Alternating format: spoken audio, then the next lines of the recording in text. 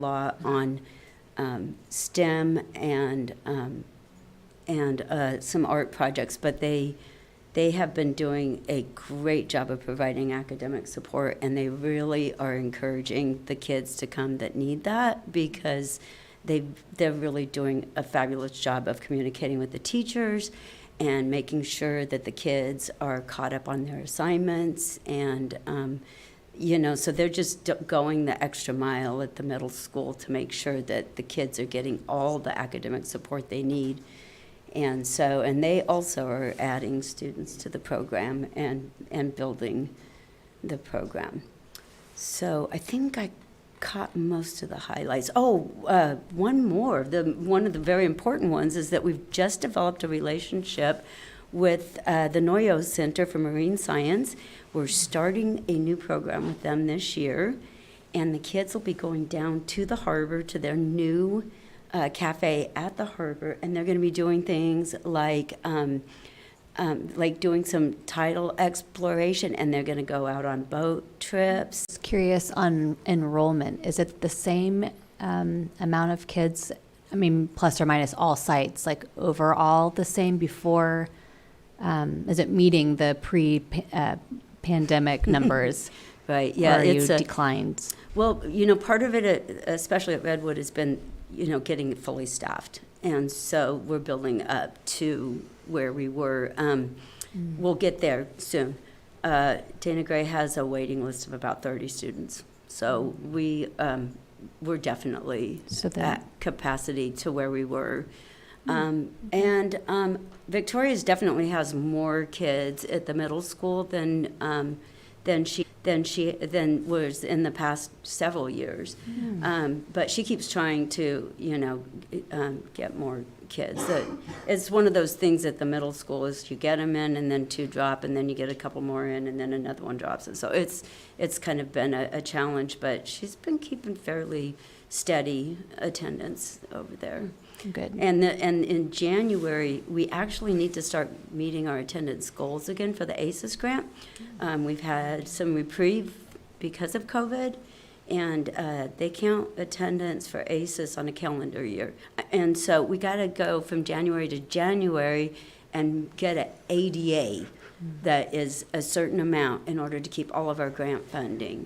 And so we try to, not fall below that. In years past, we really haven't had any issues with that at all. But, it's becoming more challenging every year.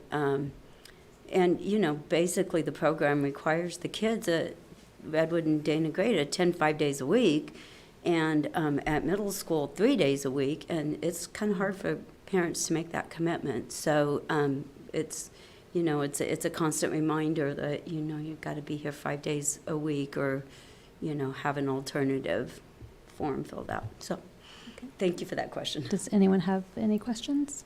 I did have a question. You mentioned Quest. Can you share what that is? Sure. Quest is, it's kind of hard to explain.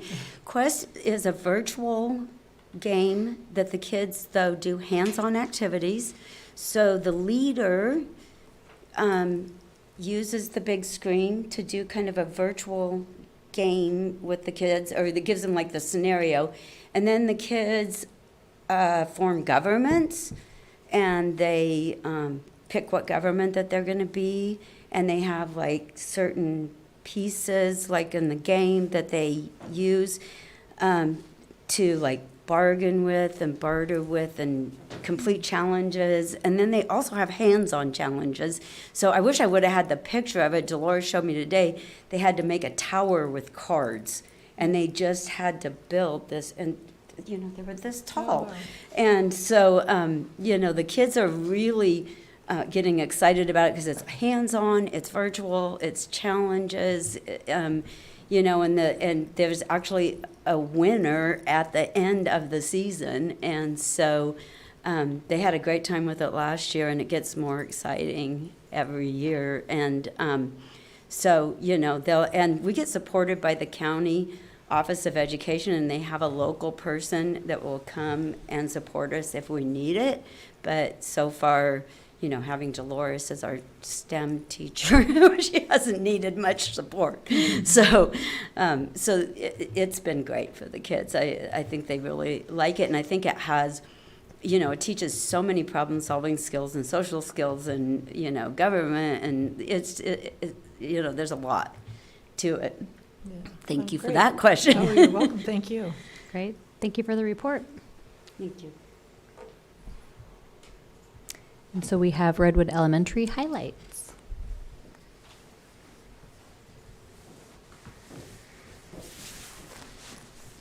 Are you ready for me, Renee? I am. Okay, no pressure.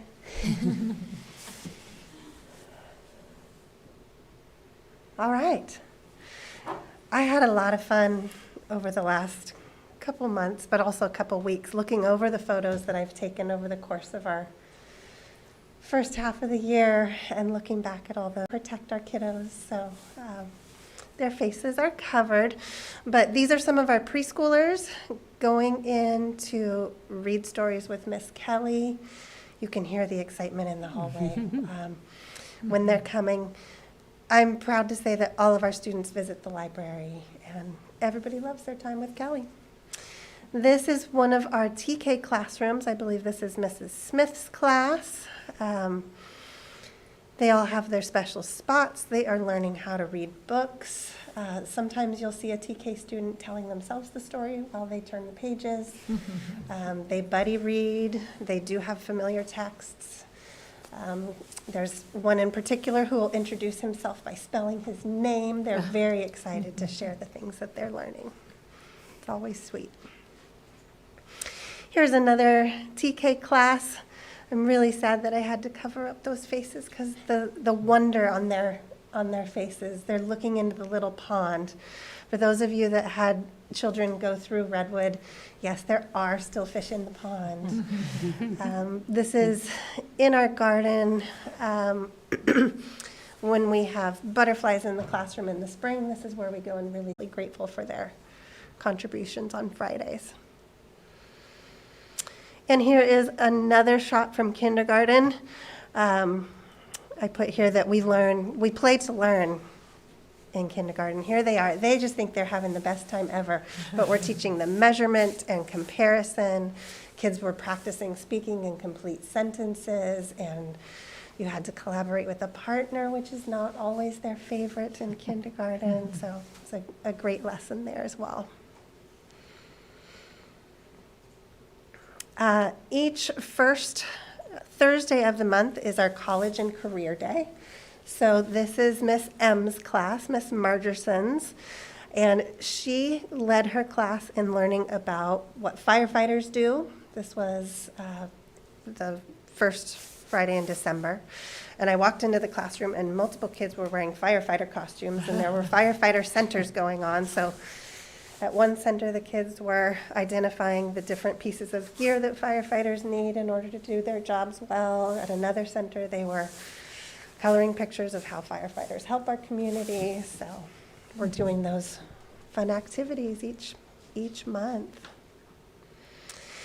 This was a project that was in Mrs. Hurst Roach's first grade. I got to see the beginning of this lesson, and she was kind enough to share the end photo with me because I couldn't stay for the whole thing. But students were working with making these chains, and they were building them to be the height that they are now. She was adding they wrote their name, and she was adding their photo to the very end of the chain, and the kids are really excited to give those to their families as a keepsake of how tall they were in first grade. And there was a great discussion about whether or not they were going to be allowed to put 6.5 as their age versus just 6. This is in Miss Stadler's first grade. I wanted to give you a little insight to what it looks like when we're doing all those tests that we talk about in the board meetings. The kids do practice each week in iReady on both language arts and mathematics, and it's the same format that we do the testing with. So here are some kids engaging with that. Here are some second graders. This is Mr. Silva's class. I had to look at those names. Mr. Silva's second grade class. Second graders are really putting everything together.